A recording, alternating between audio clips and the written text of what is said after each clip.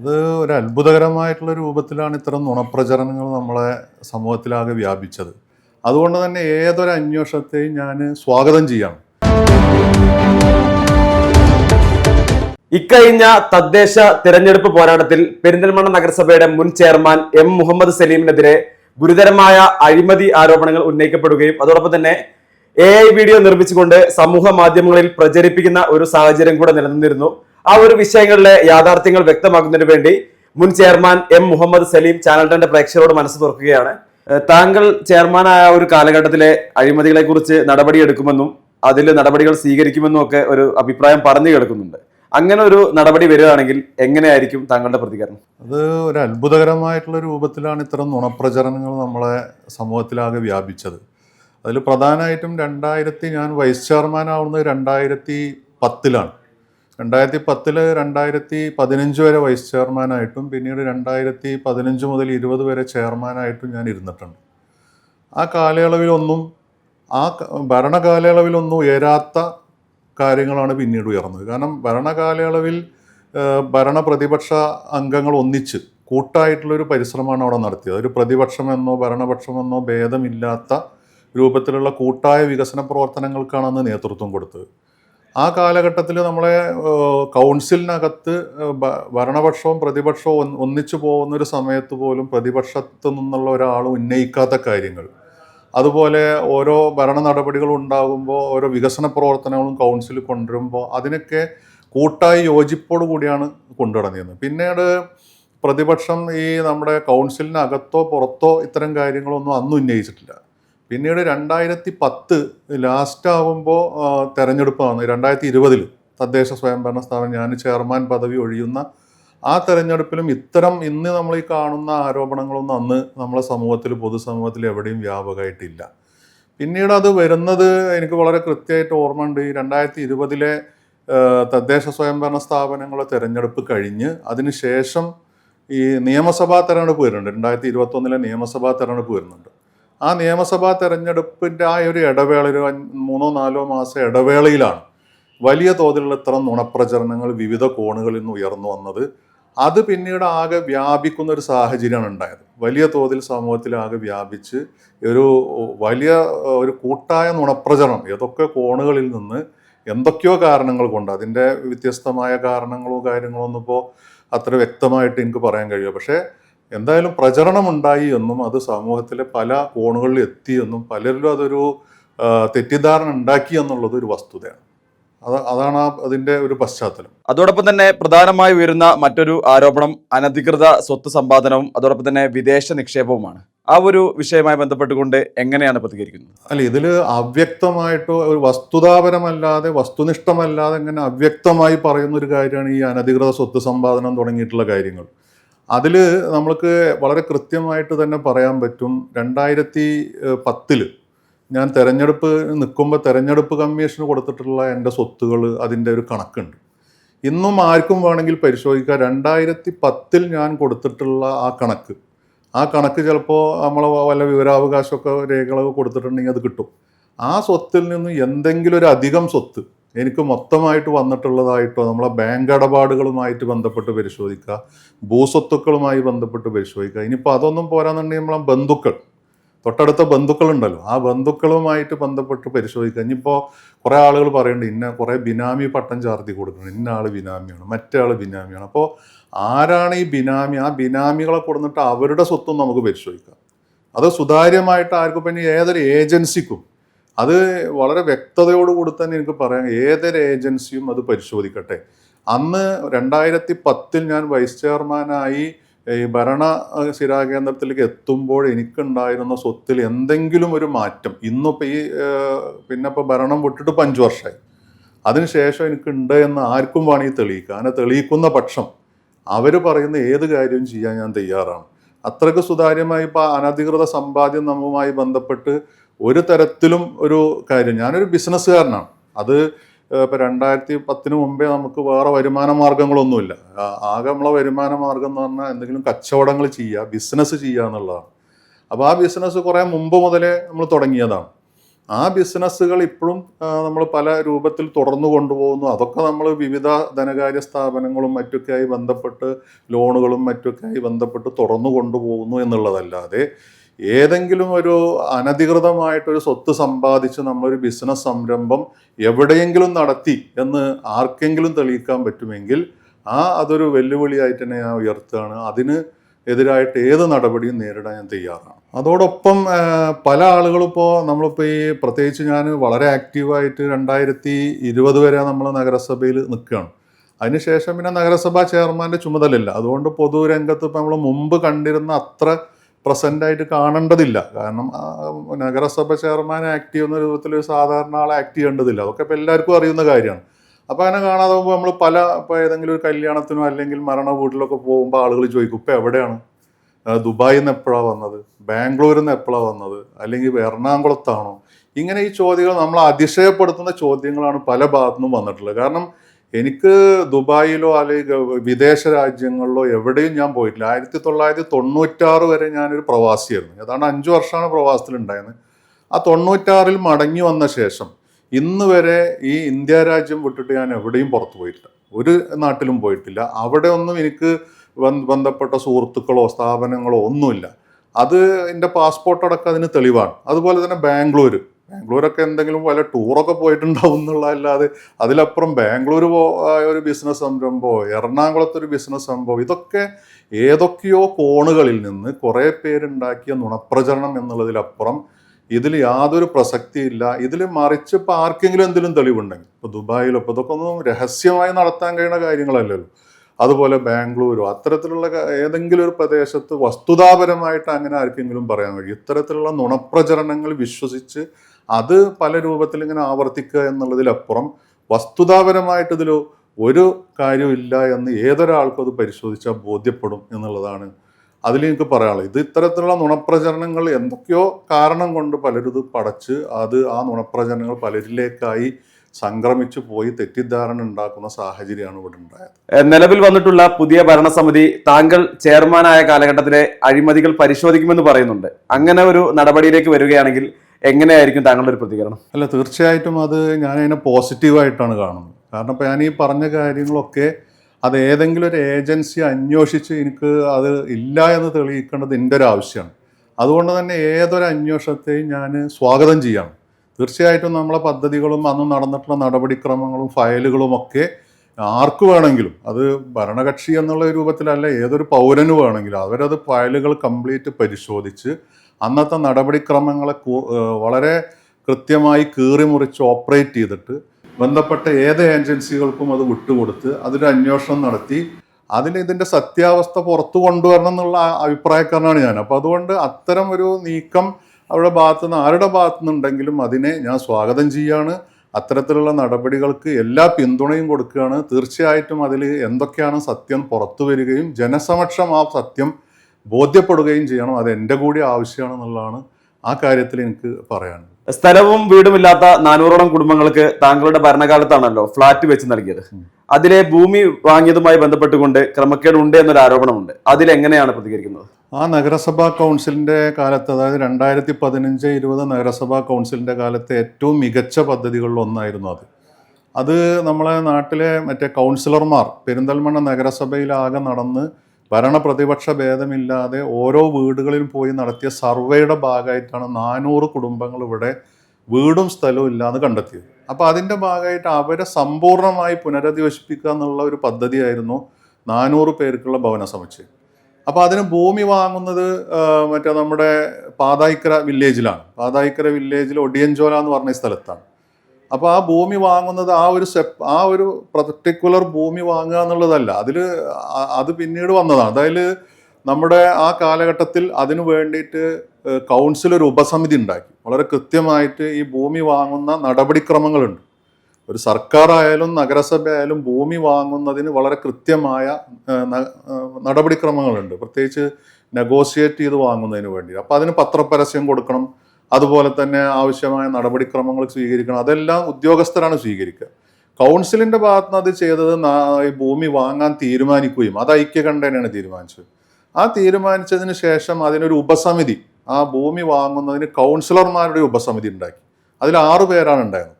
ആ 6 പേരിൽ 3 പേര് പ്രതിപക്ഷത്തുനിന്നും 3 പേര് ഭരണപക്ഷത്തുനിന്നും. ആ 6 പേരുടെ ഉപസമിതിയാണ് ഇതിലേക്ക് വന്ന അപേക്ഷകൾ മുഴുവൻ പരിശോധിച്ച് നിലവിലുള്ള ഈ ഭൂമിയെ അവർ ഐക്യകണ്ഠേന സെലക്ട് ചെയ്തതാണ്. അവർ ഐക്യകണ്ഠേന അതിൽ ഭൂമിയുടെ സ്വഭാവം മാത്രമല്ല വിലയും, ഏറ്റവും കുറഞ്ഞ വിലയും, ഏതാണ്ട് 4 പ്രപ്പോസൽ വന്നതെന്നാണ് എൻ്റെ ഓർമ്മ. ആ 4 പ്രപ്പോസലിൽ നിന്ന് ഏറ്റവും കുറഞ്ഞ വിലയും എന്നാൽ കുറച്ചുകൂടി മെച്ചപ്പെട്ട ഭൂമിയും നോക്കിയിട്ടാണ് അവർ തിരഞ്ഞെടുത്തത്.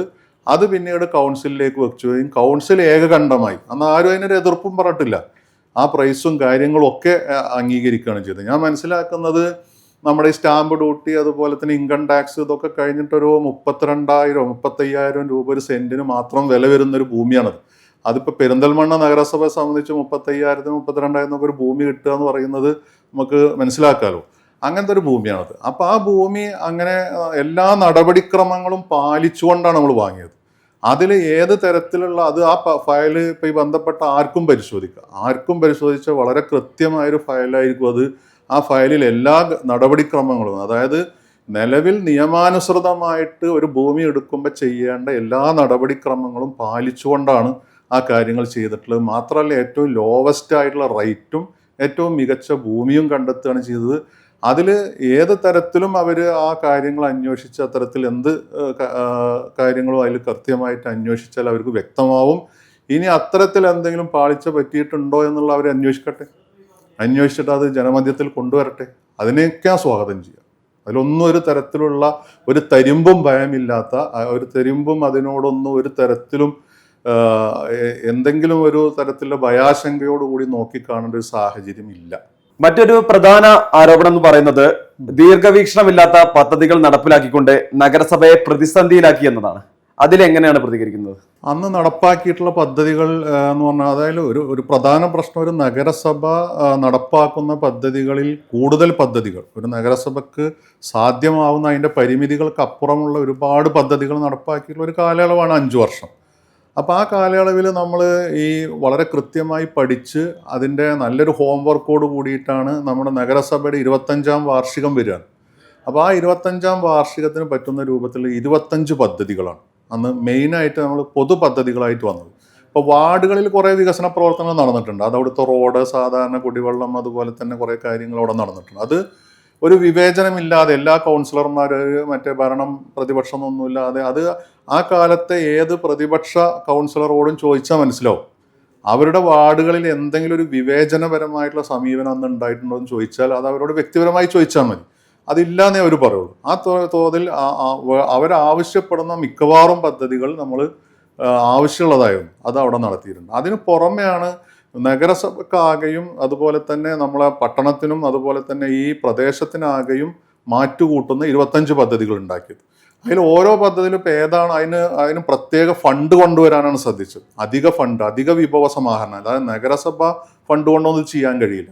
അപ്പോൾ അധിക വിഭവ സമാഹരണം നടത്തി അതിനാവശ്യമായിട്ടുള്ള എല്ലാ കാര്യങ്ങളും എല്ലാ ഹോംവർക്കും നടത്തിയിട്ടുള്ള പദ്ധതികൾ കൂടുന്നത്. ഇപ്പോൾ അതിൽ ഉദാഹരണം പറയുകയാണെങ്കിൽ ഒന്നാമത്തെ പദ്ധതിയാണ് ഓരോ ഇതിനെക്കുറിച്ച് പറയുകയാണ്. ഇപ്പോൾ ക്രിമിറ്റോറിയം, നമുക്ക് മറ്റേ ഈ മേഖലയിൽ എവിടെ ഇല്ലാത്ത രൂപത്തിൽ നിങ്ങൾ ആ ക്രിമിറ്റോറിയം പോയി നോക്കിയാൽ അറിയാം, പല ഭാഗത്തുനിന്നും ബോഡി ഇവിടെ സംസ്കരിക്കുന്നതിന് വേണ്ടി ഇന്നും കൊണ്ടുവരുന്നുണ്ട്. അഞ്ജലി എന്നുള്ളതാണ് അതിൻ്റെ പേര്.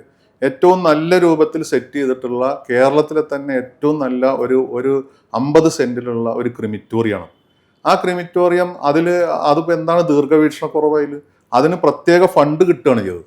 അത് നമ്മളൊരു ഫണ്ട് നേടിയെടുത്തിട്ട് അത് നമ്മൾ കൊണ്ടുവരികയാണ് ചെയ്തത്. അതുപോലെ തന്നെ നമ്മളെ ടൗണിൻ്റെ സെൻട്രലിലുള്ള മറ്റേ നമുക്ക് കാണാൻ കഴിയും, ടൗൺ സെൻട്രലിൽ തന്നെ നമ്മുടെ ടോയ്ലറ്റ് സൗകര്യം, അതുപോലെ തന്നെ ടാക്സി സ്റ്റാൻഡ് പാർക്ക് ചെയ്യാനും നമ്മുടെ വനിതകൾക്ക് വിശ്രമ കേന്ദ്രമായിട്ടുള്ള ഒരു കേന്ദ്രം, അത് നമ്മുടെ ടൗണിൻ്റെ ഒരു ലാൻഡ്മാർക്കായിട്ട് ഇന്ന് വന്നിട്ടുണ്ട്. അതിൻ്റെ മുഴുവൻ ഫണ്ടും നമ്മൾ ഹഡ്കോ എന്ന് പറയുന്ന ഒരു ധനകാര്യ ഏജൻസിയുടെ CSR ഫണ്ടാണ്. അത് നമ്മൾ വളരെ വിദഗ്ധമായും അന്വേഷിച്ച് മനസ്സിലാക്കിയിട്ടാണ് ആ CSR ഫണ്ടിനൊരു പ്രോജക്റ്റ് കൊടുത്ത് നമ്മളത് കൊണ്ടുവരുന്നത്. അപ്പോൾ അധിക ഫണ്ട് വരികയാണ്. നമ്മളെ നഗരസഭയിലുള്ള ഫണ്ടല്ലത്. ഒരു സ്ഥലത്ത് നിന്ന് അധിക ഫണ്ട് നമ്മുടെ ഒരു പ്രൊജക്റ്റിൻ്റെ സ്കില്ല് കൊണ്ട് നമ്മൾ നേടിയെടുക്കുകയാണ്. അപ്പോൾ അതൊരു അധിക വിഭവ സമാഹരണം, അതിലൊരു ദീർഘവീക്ഷണക്കുറവില്ല. പിന്നെ നമ്മളിപ്പോൾ കാഞ്ഞിരക്കുന്ന് എന്ന് പറഞ്ഞ സ്ഥലത്ത് ഈ വലിയ ഫ്ലാറ്റ് കെട്ടുന്നതിന് മുമ്പ് ഒരു മിനി ഫ്ലാറ്റ് കെട്ടിയിട്ടുണ്ട്. അതാണ് വേറൊരു പൊതുപദ്ധതി. അത് 20 പേർക്ക് വേണ്ടിയിട്ടാണ്. അതിലെന്താണ് ദീർഘവീക്ഷണക്കുറവ്? അതൊരു ഏതാണ്ട് 50-60 ലക്ഷത്തിൻ്റെ ഒരു പദ്ധതിയായിരുന്നു. അതുപോലെ തന്നെ നമ്മൾ ഷീ സ്റ്റേ ഉണ്ടാക്കിയിട്ടുണ്ട് ഇവിടെ. ഷീ സ്റ്റേ നമ്മളെ പഴയ നമ്മുടെ നമ്മുടെ ആധുനിക ഷോപ്പിംഗ് കോംപ്ലക്സിലാണ്. ആ ഷീ സ്റ്റേ അത് മറ്റ് പല ഭാഗത്തും ഇല്ലാത്ത ഷീ സ്റ്റേ, അത് ഇതിൻ്റെ അതിലൊരു ദീർഘവീക്ഷണക്കുറവുമില്ല. അതുപോലെ തന്നെയാണ് നമ്മുടെ ഇവിടെ സാന്ത്വനം കേന്ദ്രമുണ്ട്. സാന്ത്വനം ഇപ്പോൾ സൈമൺ ബ്രിട്ടോൻ്റെ പേരിലാണ്, അത് ഈ കാഞ്ഞിരക്കുന്നിലാണ്. ഇന്നിപ്പോൾ നമ്മൾ അവിടെ പോയി നോക്കി, അതായത് 2 കോടി രൂപക്കാണ് അത് നമ്മൾ നിർമ്മിച്ചിട്ടുള്ളത്. അതിനുള്ള ഫണ്ട് NHM എന്ന് പറയുന്ന ഒരു പദ്ധതി, കേന്ദ്ര പദ്ധതിയിൽ നിന്ന് പ്രത്യേകം നമ്മൾ ഫണ്ട് കൊടുത്ത് ഉണ്ടാക്കി, അതിന് സ്ഥലം കൊടുത്ത്. ആ പദ്ധതി എന്ന് പറയുമ്പോൾ ഇന്ന് അവിടെ ചെന്നിട്ടുണ്ടെങ്കിൽ ഫിസിയോതെറാപ്പിയും അതുപോലെ തന്നെ ഭിന്നശേഷി കുട്ടികളുടെയൊക്കെ ഒരു ആശ്രയ കേന്ദ്രമായിട്ട് ഇന്ന് കാഞ്ഞിരക്കുന്നിൽ അത് ഉണ്ടെന്നുള്ളത് നമുക്ക് മനസ്സിലാകാൻ വേണ്ടി പറ്റും. അതുപോലെ തന്നെ നമ്മുടെ bus stand, Moosakutty bus stand, നിരവധി വർഷം പല കാരണങ്ങൾ കൊണ്ട് മുടങ്ങിക്കിടന്നൊരു ബസ് സ്റ്റാൻഡാണ്. ആ ബസ് സ്റ്റാൻഡ് കഴിഞ്ഞ 5 വർഷം കൊണ്ട് ഒരുപാട് നിയമക്കുരുക്കിലായിരുന്നു. ആ നിയമക്കുരുക്ക് മുഴുവൻ ഊരി ഇന്ന് ആ ബസ് സ്റ്റാൻഡ് അവിടെ യാഥാർത്ഥ്യമാണ്. അതിന് നമ്മളെന്താണ് പല രൂപത്തിൽ വിഭവ സമാഹരണം നടത്തി. അത് എന്ത് ദീർഘവീക്ഷണക്കുറവാണ് അതിലുള്ളത്? അത് ഈ പട്ടണത്തിൻ്റെ ഏറ്റവും പ്രധാനപ്പെട്ട ഒരു ആവശ്യമല്ലേ, ഒരു സംവിധാനമല്ലേ? അതിലെന്താണ് ദീർഘവീക്ഷണക്കുറവ് ആ പദ്ധതിയിൽ? അതുപോലെ തന്നെയാണ് നമ്മളുടെ ടൗൺ ഹാള്. ഇപ്പം നമുക്ക് കാണാം, ടൗൺ ഹാള് മനോഹരമായ ടൗൺ ഹാളായി. പഴയ ടൗൺ ഹാളല്ല. പെരിന്തൽമണ്ണ ടൗണിൻ്റെ പ്രൗഢിക്കനുസരിച്ച് ആ ടൗൺ ഹാള് നമുക്ക് കഴിഞ്ഞ കൗൺസിൽ അത് ഏതാണ്ട് നല്ല രൂപത്തിൽ തുടക്കം കുറിച്ച് അതിൻ്റെ സ്ട്രക്ചർ കംപ്ലീറ്റ് ആക്കി. ഈ കൗൺസിലിൻ്റെ കാലത്താണ് അത് കഴിഞ്ഞ കൗൺസിലിൻ്റെ കാലത്താണ് പൂർത്തീകരിക്കപ്പെട്ടത്. പക്ഷേ ഏറ്റവും മനോഹരമായിട്ടുള്ള ടൗൺ ഹാൾ ഉണ്ടായി. പിന്നെ നിങ്ങൾ മുനിസിപ്പൽ ഓഫീസ് കണ്ടിട്ടുണ്ടോ? മുനിസിപ്പൽ ഓഫീസ് കാണാൻ വേണ്ടി തന്നെ കേരളത്തിൻ്റെ വിവിധ ഭാഗങ്ങളിൽ നിന്ന് ആൾ വരും. അതിൻ്റെ കൗൺസിൽ ഹാള്, മുനിസിപ്പൽ ഓഫീസിൻ്റെ സംവിധാനം, ഏറ്റവും മികച്ച മുനിസിപ്പൽ ഓഫീസാണിത്. കേരളത്തിലെ തന്നെ ഏറ്റവും നമ്മുടെ പ്യൂപ്പിൾ ഫ്രണ്ട്ലി ആയിട്ടുള്ള, കാരണം ഏതൊരാൾക്ക് വന്നാലും മുന്നിൽ ഇരിക്കാവുന്ന സീറ്റുകളോടുകൂടി, കുടിവെള്ളം, AC, എല്ലാ സംവിധാനത്തോടും കൂടിയിട്ടുള്ള കേരളത്തിലെ ഏറ്റവും മികച്ച കൗൺസിൽ ഹാളും ഒക്കെ ആയിട്ടുള്ള മുനിസിപ്പൽ ഓഫീസ്. അതിലെന്താണ് ദീർഘവീക്ഷണക്കുറവ്? അങ്ങനെ നമ്മളെ പിന്നെ പറയുകയാണെങ്കിൽ പിന്നെ നമ്മളെ ഇപ്പം ലൈഫ് ഭവന സമുച്ചയം നമ്മൾ നേരത്തെ സംസാരിച്ചു. അത് കേരളത്തിൽ എവിടെയില്ല, അതിന് അവാർഡ് കിട്ടി. അവാർഡ് കിട്ടി. അതിൻ്റെ ഒരു നയാ പൈസ ഫണ്ട് അത് മുനിസിപ്പൽ ഫണ്ടല്ല. അതെല്ലാം ലൈഫ് ഭവന പദ്ധതിയിൽ നമ്മൾ പ്രത്യേക പ്രോജക്റ്റ് കൊടുത്ത് നേടിയെടുത്ത ഫണ്ടാണ്. അപ്പോൾ അത് അധികമായിട്ട് നമുക്ക് നേടാൻ പറ്റി. പിന്നെ 1300 കുടുംബങ്ങൾക്കാണ് ഇവിടെ വീട് കൊടുത്തത്. അത്ര റെക്കോർഡാണ്. നമ്മളെ നഗരസഭയുടെ ചരിത്രത്തിൽ 1300 പേർക്ക് വീട് കൊടുത്തിട്ടുള്ളൊരു കാലം വേറെ ഉണ്ടായിട്ടില്ല എന്നുള്ളതാണ് എനിക്ക് തോന്നുന്നത്. അതൊരു റെക്കോർഡായിരുന്നു. അതിൽ മുഴുവൻ ഫണ്ടും ഇതുപോലെ ഗവൺമെൻറ്റിൻ്റെ ഫണ്ടായിരുന്നു. അതൊരു വിഭവ സമാഹരണമാണ്. അതിലെവിടെയാണ് ദീർഘവീക്ഷണക്കുറവ്? ഇങ്ങനെ നമ്മൾ നോക്കുകയാണെങ്കിൽ പിന്നെ മറ്റൊന്നാണ് നമ്മൾ EMS വിദ്യാഭ്യാസ കോംപ്ലക്സ്. നമ്മൾ പോയി നോക്കിയാൽ അറിയാം. നമ്മുടെ സ്കൂള്, ആ സ്കൂള് ഏറ്റവും മികച്ച സ്കൂളായിട്ട് നമ്മളെ മുമ്പിൽ നിന്നുണ്ട്. ഏറ്റവും സ്മാർട്ടായിട്ടുള്ള ക്ലാസ് റൂമുകളും സ്കൂളുകളും ആ സ്കൂളിനെ മെച്ചപ്പെടുത്താൻ വേണ്ടി പറ്റി. പഞ്ചമി സ്കൂള്, അതുപോലെ തന്നെ നമ്മളെ വെസ്റ്റ് സ്കൂള്, സെൻട്രൽ സ്കൂള്, ഈ സ്കൂളുകളുടെയൊക്കെ സൗകര്യങ്ങൾ മെച്ചപ്പെട്ടു. ഏതാണ്ട് 12 അംഗനവാടികൾ ഹൈടെക് ആക്കുന്ന സംവിധാനം ഇവിടെ ഉണ്ടായി. അതുപോലെ തന്നെ നമ്മളെ രാമൻചാടി കുടിവെള്ള പദ്ധതി എടുത്തു പറയേണ്ട ഒരു പ്രോജക്റ്റാണ്. അതായത് 100 കോടിയുടെ പ്രോജക്റ്റാണത്. അത് കിഫ്ബി ആരംഭിക്കുന്ന ഘട്ടത്തിൽ പെരിന്തൽമണ്ണയുടെ കുടിവെള്ള പ്രശ്നം നമ്മൾ കുറേ മുമ്പ് 2015 തന്നെ ചർച്ച ചെയ്ത് അതിന് പദ്ധതി ഉണ്ടാക്കി നമ്മൾ ആ സമയത്ത് അവിടെ കൊണ്ടേ കൊടുത്തതിൻ്റെ ഭാഗമായിട്ടാണ് ആ കുടിവെള്ള പദ്ധതി ഇവിടെ വന്നത്. അത് മുഴുവൻ ഫണ്ട് എവിടെ നിന്നാണ്? ഈ പറയുന്ന കിഫ്ബിയിൽ നിന്നാണ്. അതിൽ ദീർഘവീക്ഷണമാണ് ഉള്ളത്. കാരണം കുടിവെള്ളം ഇനി വരുന്ന ഒരു 50 വർഷക്കാലത്തേക്ക് പര്യാപ്തമാക്കുന്ന ഒരു പ്രോജക്റ്റാണ് അത് വന്നിട്ടുള്ളത്.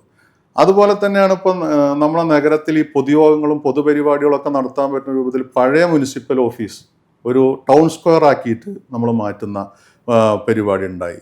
അതുപോലെ തന്നെ ഇങ്ങനെ ഇപ്പോൾ നമ്മളെ ഒരു ബൈപ്പാസിലെ ഹെൽത്ത് വാക്ക് വേ നിങ്ങൾ കണ്ടിട്ടുണ്ടാവും. ഏറ്റവും മനോഹരമായിട്ടൊരു പദ്ധതി. ആ ഹെൽത്ത് വാക്ക് വേ ഒരു ഭാഗത്ത് നിന്ന് മറ്റൊരു ഭാഗത്തേക്ക് ഏതാണ്ട് 3 കിലോമീറ്റർ നടന്നാൽ തിരിച്ചും നടന്ന 6 കിലോമീറ്റർ ആവുന്ന നമ്മളെ ഹെൽത്ത് വാക്ക് വേ ഏറ്റവും മനോഹരമായിട്ട്, അത് നഗരസഭാ ഫണ്ടല്ല, അതൊരു വിഭവ സമാഹരണമാണ്. അതൊരു ദീർഘവീക്ഷണമുള്ള പദ്ധതിയാണ്.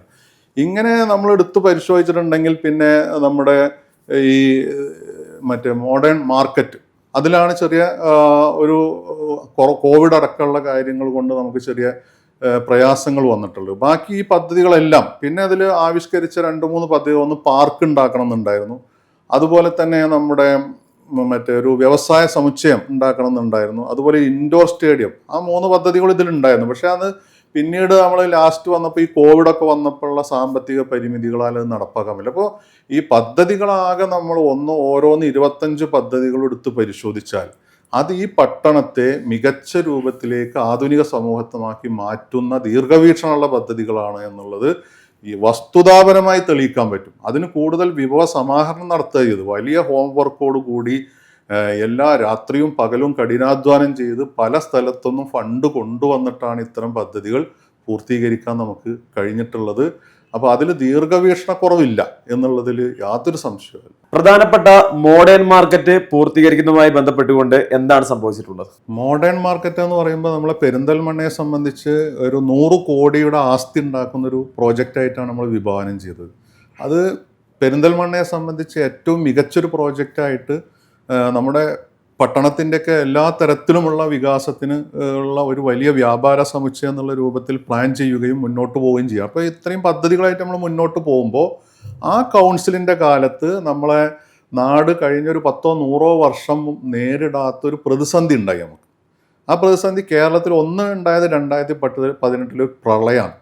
ആ പ്രളയകാലത്ത് വന്നോട് കൂടിയിട്ട് നമ്മളെ ഗവൺമെൻറ്റിൻ്റെ പല പദ്ധതികളും അതിൽ നിന്നുള്ള ഫണ്ട് വരവിൻ്റെ ഒരു ഫ്ലോ കുറഞ്ഞു. 18 പ്രളയം നേരിടുക എന്നുള്ളതിലേക്ക് സർക്കാർ ഫോക്കസ് ചെയ്തപ്പോൾ ചെറിയൊരു കുറവോടെ വന്നു. ഇതിനെ തുടർന്നാണ് നമ്മൾ മനസ്സിലാക്കേണ്ടത് നാട്ടിൽ 2019 കോവിഡ് വരുന്നത്.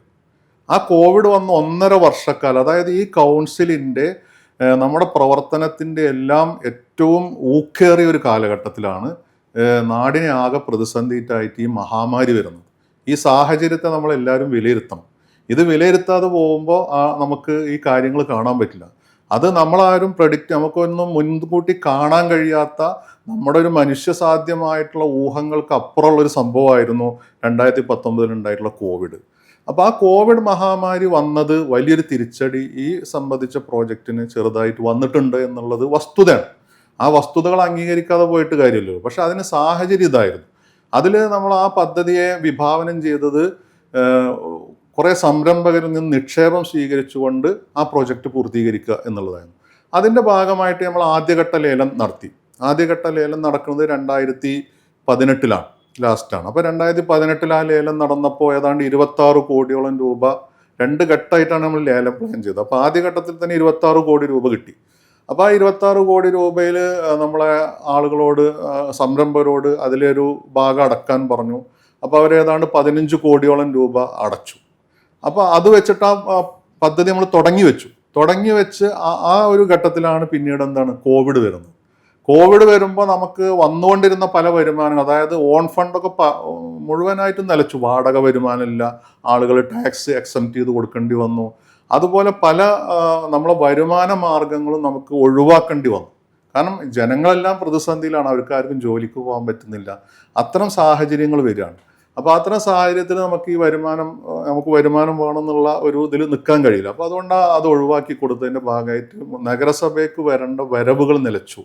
നമുക്ക് പല ഭാഗത്തുനിന്നും കിട്ടേണ്ട ഫണ്ടുകൾ നിലച്ചു. അപ്പോൾ അത് ഒന്നാം ഘട്ടത്തിൽ ഇത് നല്ലൊരു കുതിപ്പ് നടന്നുകൊണ്ടിരിക്കുമ്പോൾ അത് പെട്ടെന്നൊരു ചെറിയ ബ്രേക്ക് അതിൻ്റെ ഫണ്ട് ഫ്ലോയിൽ വന്നു. ഈ നമ്മുടെ സംരംഭകർ തന്ന 15 കോടി കൊണ്ടാണ് അതിൻ്റെ ഒന്നാം ഘട്ടം നമ്മൾ നിർമ്മിച്ച് പൂർത്തീകരിച്ചു. പിന്നെ രണ്ടാം ഘട്ടമാണ് നിർമ്മിക്കേണ്ടത്. പിന്നെ മാത്രമല്ല അതിൻ്റെ അനുബന്ധ സൗകര്യങ്ങൾ, അതായത് STP, അതായത് വേസ്റ്റ് നിർമ്മാർജ്ജനത്തിനും മറ്റൊക്കെയുള്ള സൗകര്യങ്ങളാണ് പിന്നെ നിർമ്മിക്കേണ്ടത്. പിന്നെ കോവിഡ് ഏതാണ്ട് ശമിച്ച ശേഷമാണ് നമ്മൾ പിന്നീട് ഒരു ലേലം കൂടി വെച്ചു. ആ ലേലത്തിൽ ഇതുപോലെ 12 കോടിയേറ്റ് വന്നു. പക്ഷെ ആ ലേല നടപടി അവസാനിച്ച ഉടനെയാണ് കേന്ദ്ര ഗവൺമെൻറ് പൗരത്വ ഭേദഗതി ബില്ല് കൊണ്ടുവരുന്നത്. ഈ പൗരത്വ ഭേദഗതി ബില്ല് അന്നത്തെ സാഹചര്യത്തിൽ ഈ മലപ്പുറം ജില്ലയിൽ നമ്മളെ പ്രദേശത്തൊക്കെ വലിയൊരു ഭീകരാന്തരീക്ഷമായിരുന്നു. കാരണം നമുക്ക് ഈ നാട്ടിൽ തന്നെ നിൽക്കാൻ കഴിയുമോ എന്ന ഭയം നമ്മളെ പല ആളുകളിലും ഈ നിക്ഷേപത്തിലൊക്കെ വന്നു. അവർ ആ നിക്ഷേപം പലരും അടക്കാൻ തയ്യാറായില്ല. അപ്പോൾ ആ പഴയ നിക്ഷേപത്തിൽ തന്നെ നിന്നു. അപ്പോൾ അതിൽ ആ ഒരു പ്രതിസന്ധി അവിടെ ഉണ്ടായി. ആ പ്രതിസന്ധിയെ തുടർന്നാണ് ഈ ഇലക്ഷനൊക്കെ വരുന്നത്. ഇലക്ഷൻ വന്നു, പിന്നെ പുതിയ കൗൺസിൽ വന്നു. അവരും ഈ കാര്യങ്ങൾ കൊണ്ട് മുന്നോട്ട് പോയി. പിന്നെ മാത്രമല്ല, ഇപ്പോൾ ഇതിൽ ഈ കണക്കുകൾ പരിശോധിച്ചാൽ ഇപ്പോൾ പലരും പറയുന്നത് വകമാറ്റി ചെലവഴിച്ചു. ഒരു വകമാറ്റിയിട്ടും ചെലവഴിച്ചിട്ടില്ല. ഇതെല്ലാം വരുന്നത് മുനിസിപ്പൽ ഫണ്ടിലേക്കാണ്. ആ മുനിസിപ്പൽ ഫണ്ടിൻ്റെ വരവും ചെലവും ദൈനംദിനം നടക്കണതാണ്. അതിൽ നിന്ന് വരുന്നു പോകുന്നു. ഈ തരത്തിലാണ് നടക്കുന്നത്. പക്ഷെ നമ്മൾ ടോട്ടലി പരിശോധിക്കുമ്പോൾ നമുക്കൊരു കാര്യം മനസ്സിലാവും. 18 കോടി എന്താണ് ഈ നിക്ഷേപകരുടെ നിക്ഷേപമായിട്ട് ഇതിൽ വന്നത്. അതിൽ 24 കോടിയും ഇന്ന് അവിടെ ഇപ്പൊ 2ാം ഘട്ട നിർമ്മാണം ആരംഭിച്ചു. 24 കോടി അതിൽ ചെലവഴിച്ചു കഴിഞ്ഞിട്ടുണ്ട്. നമ്മൾ പൈസയൊക്കെ കൊടുത്തിട്ടുണ്ട്. അതിപ്പോൾ ഒരു ഘട്ടം നിന്ന് കഴിഞ്ഞാൽ വലിയ പ്രശ്നമാണിത്. ഒരു പ്രൊജക്റ്റ് നിന്ന് കഴിഞ്ഞാൽ വലിയ അത് രണ്ടാമത് റീടേക്ക് ചെയ്യുമ്പോൾ അതിൻ്റെ എസ്റ്റിമേറ്റ് റിവൈസ് ചെയ്യണം, അതിൻ്റെ നടപടിക്രമങ്ങൾ മാറ്റണം, ഇങ്ങനെ കുറേ പ്രശ്നങ്ങളുണ്ട്. ഇപ്പോൾ ഇത് നമ്മുടെ ഒരു പൊതു സംവിധാനത്തിൻ്റെ ഭാഗമാണ്. അതേ സമയത്ത് ഇപ്പോൾ നമ്മളെ ഈ പ്രൈവറ്റ് സെക്ടറിൽ തന്നെ ഈ കോവിഡ് പ്രതിസന്ധിയിലാക്കിയ നിരവധി പ്രോജക്റ്റുകൾ, ഇപ്പോൾ പെരിന്തൽമണ്ണ തന്നെ ഇപ്പോൾ സെക്യൂറ മാൾ ഒരു ഉദാഹരണമാണ്. സെക്യൂറ മാള് 2017 ഞാൻ ചെയർമാനായിരിക്കുമ്പോഴാണ് അവർ ഇതിൻ്റെ പ്ലാനോടെ കൊടുന്നു കൊടുക്കുന്നത്. ഉടൻ തന്നെ പണി ആരംഭിക്കുന്നതാണ് അവർ പറഞ്ഞത്. അവർ 1ാം ഘട്ട പണി ആരംഭിച്ചു. പക്ഷേ കുറച്ച് കഴിഞ്ഞപ്പോൾ എന്തായി, ഈ പറയുന്ന കോവിഡ് വന്നു. 3 വർഷത്തോടെ അവർക്ക് ആ പ്രോജക്റ്റ് തൊടാൻ പറ്റും. നമ്മളെ മാർക്കറ്റ് സിറ്റിയിലെ എല്ലാ ആളുകളും മറ്റേ അവിടെ റൂം എടുക്കാൻ റെഡിയായി നിൽക്കുമ്പോഴാണ് കോവിഡ് വന്നത്. ആ ആളുകളെല്ലാം കൊഴിഞ്ഞു പോയി.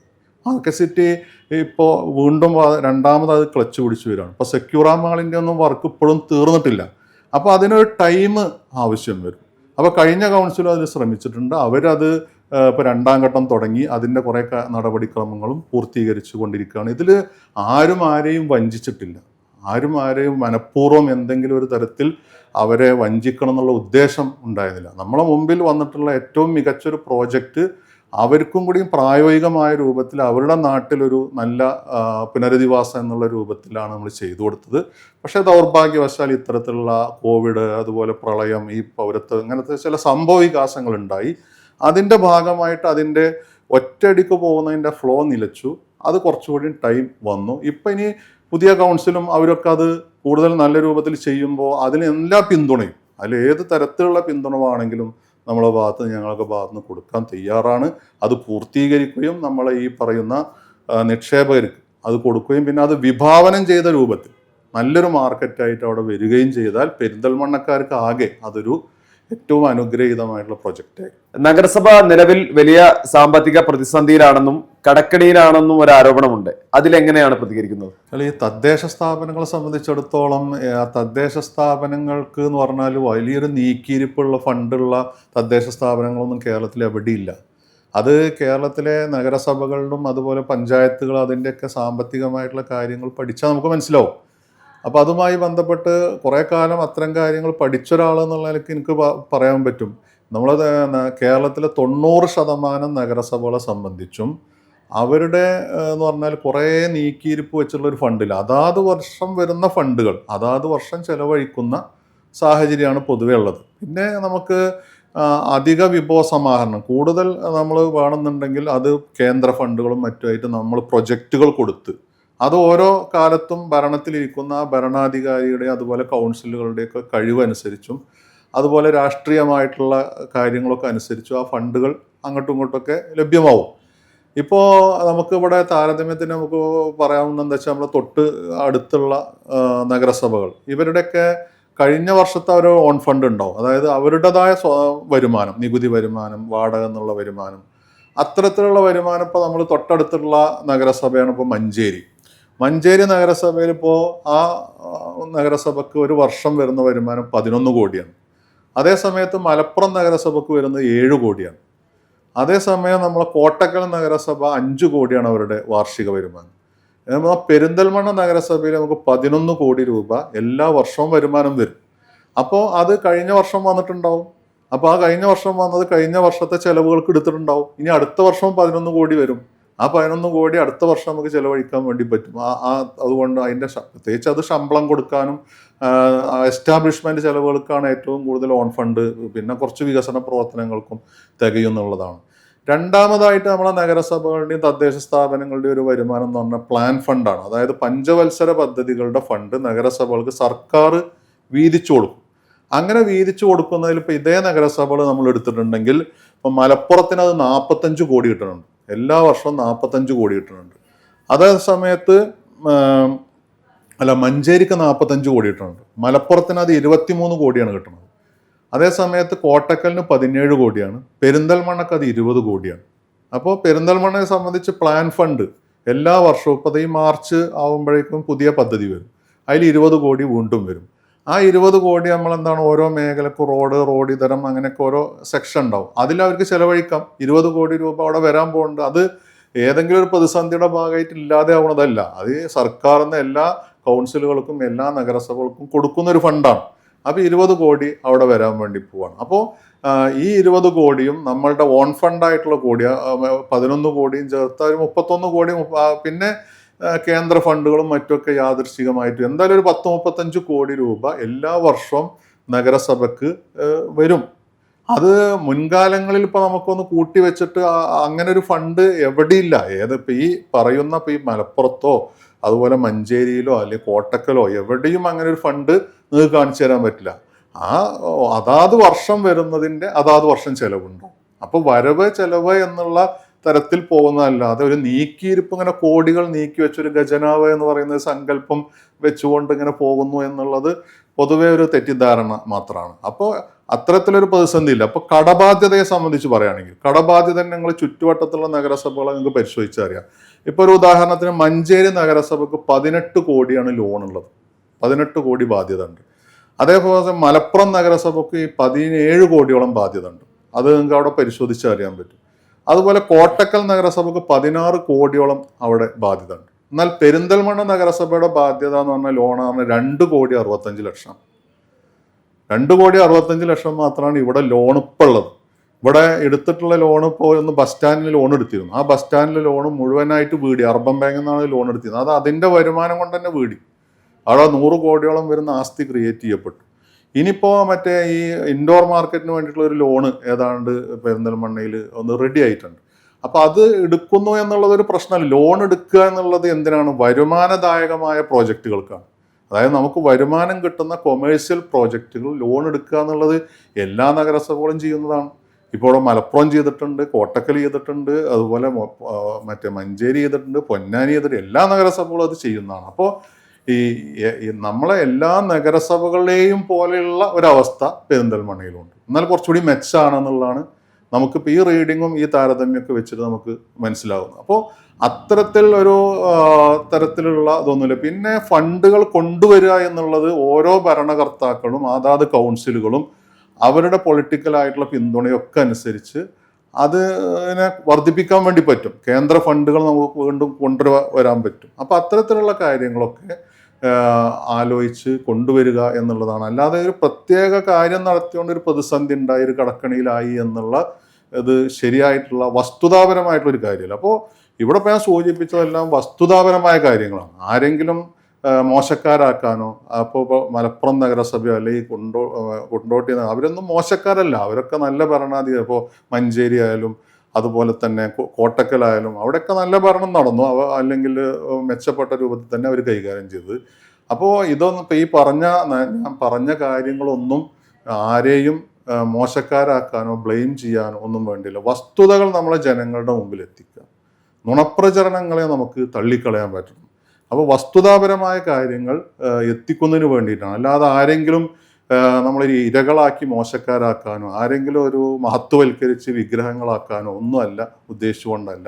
കൃത്യമായ വസ്തുതാപരമായിട്ടുള്ള കാര്യങ്ങൾ പറഞ്ഞു അത് ജനങ്ങളിലേക്ക് എത്തണം എന്നുള്ള ആഗ്രഹമാണ്. തെരഞ്ഞെടുപ്പ് കാലത്ത് അദ്ദേഹവുമായി ബന്ധപ്പെട്ട് ഉയർന്ന ആരോപണങ്ങൾക്ക് കൃത്യവും വ്യക്തവുമായിട്ടാണ് അദ്ദേഹം ഈ ഒരു സംസാരത്തിലൂടെ മറുപടി നൽകിയിട്ടുള്ളത്.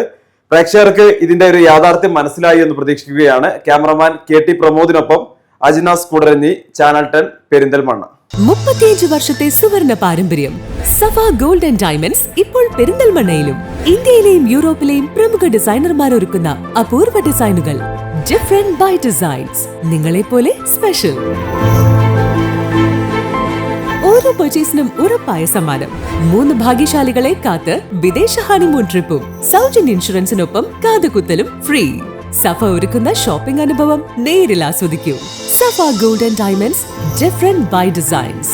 സ്വർണത്തിനൊപ്പം സഫയുടെ ഉറപ്പും മനോഹാരിതയും.